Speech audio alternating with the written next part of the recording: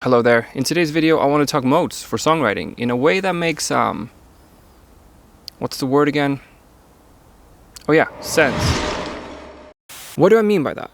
Well, let's focus on how to use modes and modal mixture in our songwriting, even if it comes at a price of sacrificing some, shall we say, academic accuracy. The goal is to provide practical information and expanding our toolbox as musicians, not to pass an exam at Berkeley or Juilliard. Alright, let's go.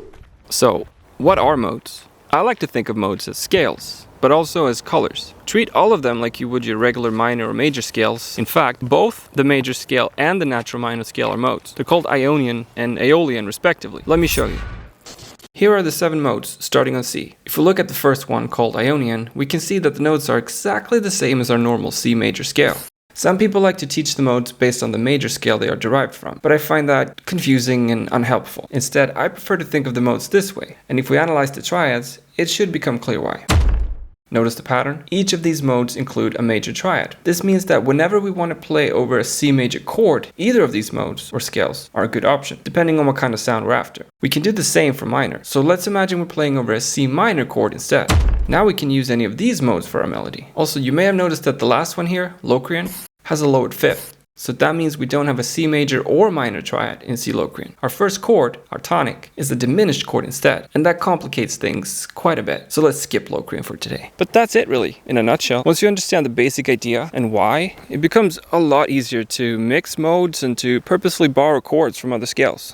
For example, I really like the move from a minor tonic to a major fourth chord. But to be able to analyze it, we need to understand the Dorian mode, because that's where we find the note we need for that change. In regular minor, or natural minor I should say, or the Aeolian mode, our fourth chord is a minor chord, due to the sixth note being lowered a half step. But in Dorian, it's a natural sixth, and that's what gives us a major fourth chord instead. If that was confusing, fret not. Oh, pun very much intended. I have a whole 12-minute video dedicated to that chord change, so if you want to hear more examples of what it sounds like, feel free to check it out. There's also a theory breakdown that explains it in more detail. For now though, I want to repeat again that the key point to having some modal color in your palette is to first figure out if your chord is major or minor, and then pick a scale most equipped to provide you with the sound you're going for.